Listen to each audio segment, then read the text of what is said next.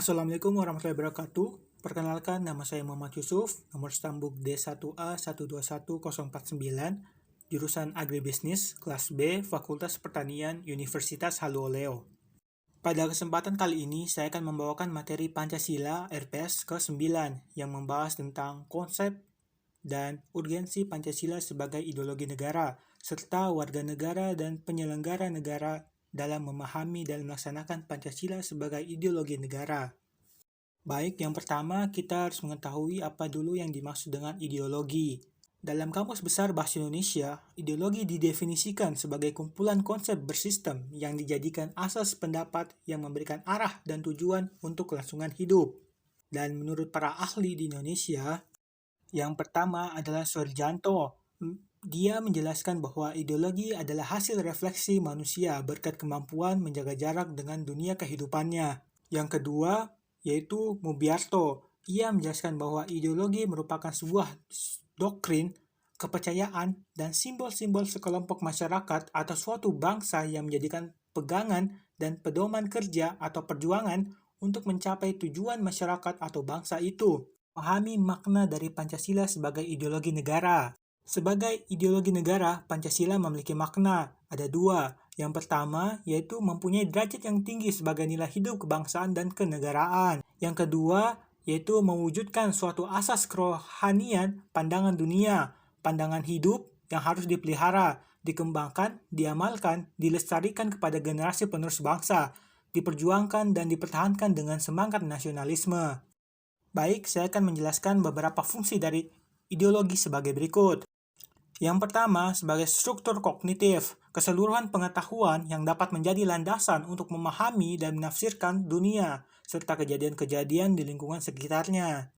Yang kedua, sebagai orientasi dasar dengan membuka wawasan yang memberikan makna serta menunjukkan tujuan dalam kehidupan manusia. Yang ketiga, norma-norma yang menjadi pedoman dan pegangan bagi seseorang untuk melangkah dan bertindak. Dan yang terakhir, keempat, pendidikan bagi seorang atau masyarakat untuk memahami, menghayati, serta memulakan tingkah lakunya sesuai dengan orientasi dan norma-norma yang terkandung di dalamnya. Untuk mengetahui posisi ideologi Pancasila di antara ideologi besar dunia, maka Anda perlu mengenal beberapa jenis ideologi dunia sebagai berikut. Yang pertama adalah Marxisme-Leninisme, suatu paham yang meletakkan ideologi dalam perspektif evolusi sejarah yang didasarkan pada dua prinsip. Yang pertama, penentu akhir dari perubahan sosial adalah perubahan dari cara produksi. Dan yang kedua, proses perubahan sosial bersifat dialektis. Yang kedua, ada ideologi liberalisme, suatu paham yang meletakkan ideologi dalam perspektif kebebasan individual, artinya lebih mengutamakan hak-hak individu.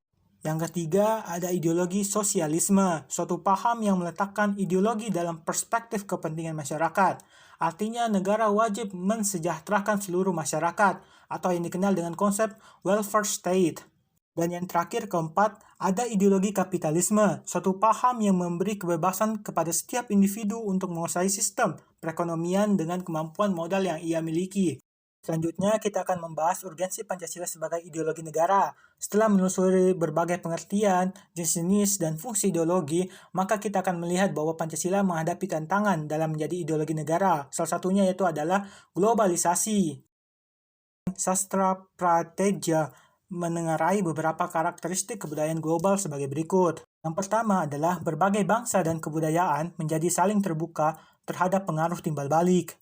Yang kedua, pengakuan akan identitas dan keanekaragaman masyarakat dalam berbagai kelompok dengan pluralisme etnis dan religius. Yang ketiga, kebudayaan global merupakan sesuatu yang khas secara utuh tetapi bersifat plural dan heterogen. Yang keempat, nilai-nilai hak asasi manusia atau HAM, kebebasan, demokrasi, menjadi nilai-nilai yang dihayati bersama tetapi dengan interpretasi yang berbeda-beda. Yang keempat, masyarakat yang memiliki ideologi dan sistem nilai yang berbeda bekerja sama dan bersaing sehingga tidak ada satupun ideologi yang dominan.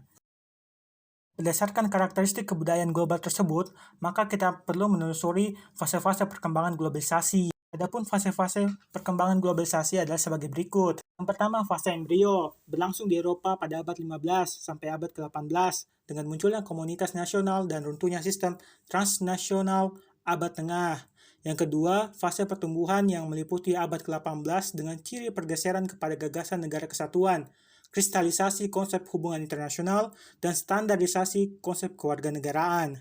Yang ketiga, fase take-off yang berlangsung dari tahun 1870 sampai pertengahan 1920 yang ditandai dengan diterimanya konsep baru tentang negara kebangsaan, identitas dan kepribadian nasional, mulai masuknya negara-negara non-Eropa ke dalam masyarakat internasional. Fase yang keempat adalah perjuangan hegemoni yang dimulai 1920 sampai dengan pertengahan 1960 yang ditandai dengan meningkatnya konflik internasional dan ideologis seperti kapitalisme, sosialisme, fasisme, dan nazisme, dan jatuhnya bom atom yang menggugah pikiran tentang masa depan manusia yang diikuti terbentuknya Perserikatan Bangsa-Bangsa atau PBB. Fase yang kelima yaitu fase ketidakpastian, berlangsung dari 1960 sampai 1990, ditandai dengan munculnya gagasan dunia ketiga, proliferasi nuklir, konsep individu yang lebih kompleks, dan hak-hak kewarganegaraan semakin tegas dirumuskan, berkembangnya media sosial yang semakin canggih. Terakhir keenam, fase kebudayaan global. Fase ini ditandai dengan perubahan radikal di Eropa Timur dan Uni Soviet, runtuhnya dominasi komunisme di beberapa negara, berakhirnya Perang Dingin, dan melemahnya konfrontasi ideologi. Sebagai warga negara, kita perlu memahami kedudukan Pancasila sebagai ideologi negara. Dalam hal ini, kita harus mengetahui unsur-unsur yang mempengaruhi ideologi Pancasila. Berikut unsur-unsur yang mempengaruhi ideologi Pancasila. Yang pertama, unsur ateisme, yang terdapat dalam ideologi Marxisme atau komunisme, bertentangan dengan sila ketuhanan yang Maha Esa. Yang kedua, unsur individualisme dalam liberalisme tidak sesuai dengan prinsip nilai gotong royong dalam sila keadilan sosial bagi seluruh rakyat Indonesia.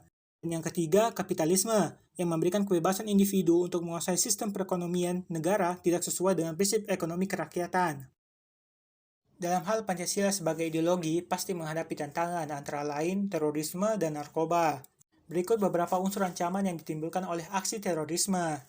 Yang pertama, rasa takut dan cemas yang ditimbulkan oleh bom bunuh diri yang mengancam keamanan negara dan masyarakat pada umumnya. Yang kedua adalah aksi terorisme dengan ideologinya menebarkan ancaman terhadap kesatuan bangsa sehingga mengancam disintegrasi bangsa. Dan yang ketiga adalah aksi terorisme yang menyebabkan investor asing tidak berani menanamkan modal di Indonesia dan wisatawan asing enggan berkunjung ke Indonesia sehingga mengganggu pertumbuhan ekonomi negara. Selanjutnya adalah unsur-unsur ancaman yang ditimbulkan oleh penyalahgunaan narkoba. Pertama, penyalahgunaan narkoba di kalangan generasi muda dapat merusak masa depan mereka sehingga berimplikasi terhadap kelangsungan hidup bernegara Indonesia. Yang kedua, perdagangan dan peredaran narkoba di Indonesia dapat merusak reputasi negara Indonesia sebagai negara yang berlandaskan pada nilai-nilai Pancasila. Yang ketiga, perdagangan narkoba sebagai barang terlarang merugikan sistem perekonomian negara karena peredaran ilegal tidak sesuai dengan peraturan perundang-undangan.